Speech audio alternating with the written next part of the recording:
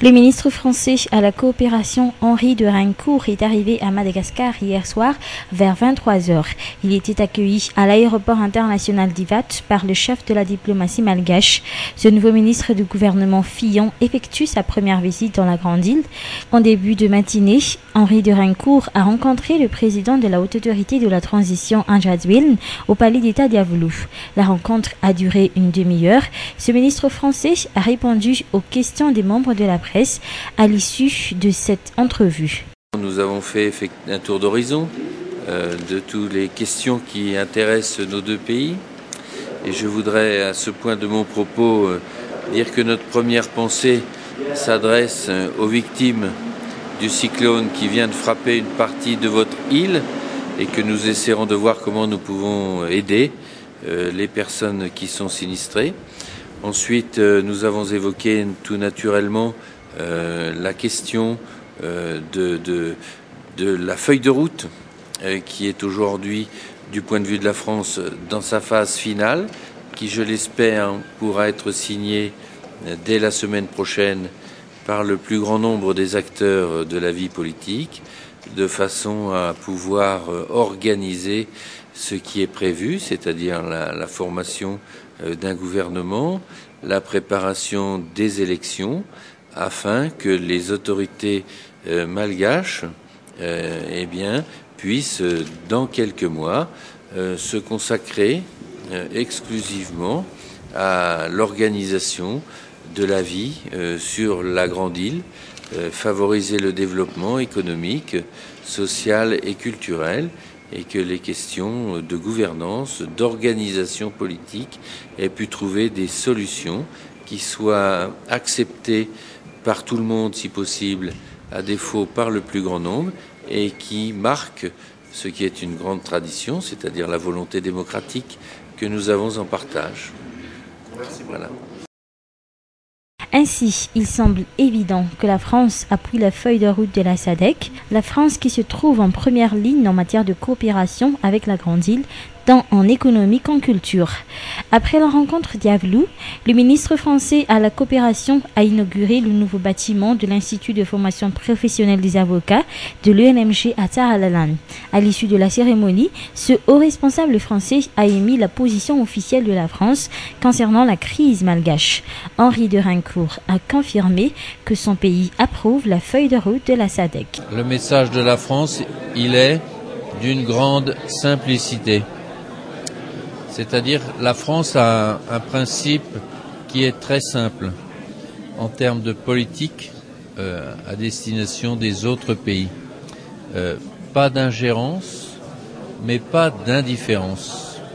Ça veut dire que la France est favorable à une solution malgache et que la France, par conséquent, appuie ce qui va dans ce sens et qui a été petit à petit construit sous l'égide de la SADC et de M. Chissano pour aboutir à la rédaction d'une feuille de route qui me semble être aujourd'hui un outil très précieux pour sortir de la crise et permettre dans les jours et les semaines qui viennent à Madagascar, au niveau de son organisation, de son État, d'avoir les meilleurs atouts pour l'avenir, avec la formation d'un gouvernement, avec la préparation d'élections libres et transparentes. Tout ça est contenu dans la feuille de route qui a été préparée sous l'autorité de M. Chissano et en particulier par M. Simao et les personnes qui travaillent avec lui. Donc maintenant, les acteurs malgaches ont beaucoup contribué à l'élaboration de ce document qui me paraît être positif pour préparer un avenir radieux pour tous les habitants de Madagascar qui le méritent bien. Selon le programme du ministre français, il devra s'entretenir avec les différentes partis politiques malgaches demain. Cet après-midi, il s'est déplacé au centre Akamasu de Perpédro à Anjalanch pour inaugurer diverses infrastructures financées par l'Agence française pour le développement ou AFD.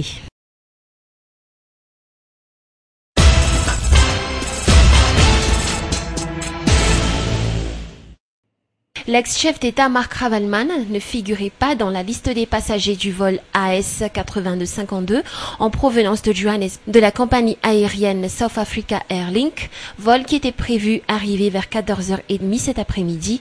Le responsable des relations publiques de cet ancien président, Peter Sullivan, l'a confirmé lors de sa descente de l'avion durant l'entretien avec la presse. Selon les explications qui ont été émises par ce responsable, des dispositions ont été adoptées comme quoi la compagnie South Africa Airlink a refusé le voyage à Marc Ravalman et aux autres personnes prévues revenir avec lui sur ce vol. Outre cela, selon les informations recueillies, l'on sait que Marc Ravalman a déjà pu discuter avec le ministre des Affaires étrangères de l'Afrique du Sud bien avant aujourd'hui. À l'issue de cet entretien, cet ancien président malgache a déjà été avisé sur l'interdiction d'entrer en territoire malgache, comme il a été stipulé dans les clauses de l'accord de Maputo et dans la feuille de route du docteur Leonardo Simao. La compagnie aérienne South Africa Airlink lui a également rappelé cette mesure qui, notons-le, est appliquée à lui et à sa famille, mais Marc Ravalman a comme toujours expressément écarté pour semer le désordre et le chaos total dans la Grande Île, situation qui une fois de plus a dupé ses partisans. L'on peut en conclure que la conférence de presse virtuelle qui a eu lieu à l'hôtel Carlton à Nousse, tenue par cet ancien chef d'État, n'était autre que de la pure invention qui avait encore continué jusqu'à ce jour à l'aéroport d'Ivat quand tous ses partisans croyaient encore en lui.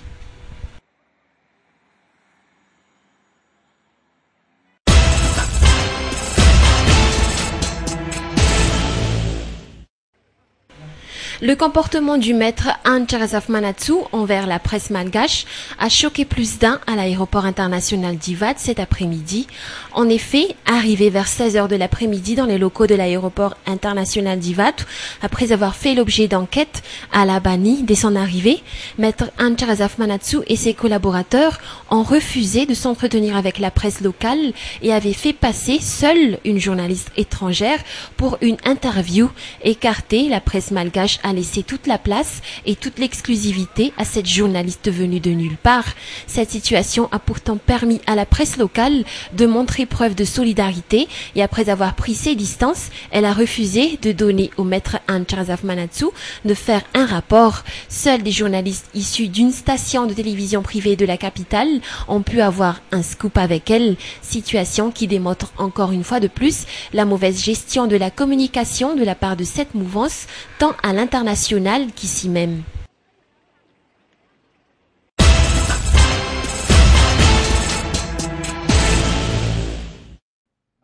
Après avoir émis clandestinement pendant des mois, la radio Ngas, réputée pour être au service des pro-Ravalman, fut enfin interceptée par l'OMERT ce jour.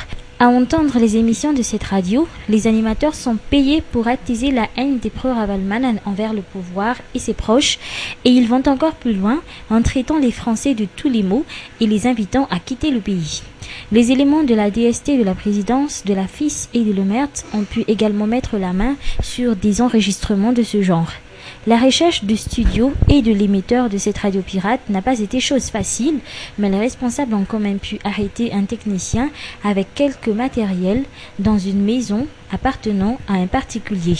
L'enquête s'est encore poursuivie l'après-midi du côté d'Ambunsimben en compagnie des éléments des forces de l'ordre, autorisation en main, pour fouiller quelques maisons. Cette descente avait permis de savoir que la radio Ngas, exerçant dans la clandestinité, opère avec des matériels très performants. C'est également une radio mobile, car elle change plusieurs fois d'emplacement. Les émissions sont préenregistrées et enregistrées sur une clé USB et les techniciens n'ont plus qu'à les diffuser. Cette descente inopinée de l'OMERT et des forces de l'ordre a déjà débuté depuis l'année dernière. D'autres radios pirates devront aussi faire l'objet d'une telle action à temps appris. Ainsi, l'OMERT est décidé à mettre fin à toutes ces actions de déstabilisation dont les auteurs semblent opérer en toute quiétude par le biais de ces radios pirates.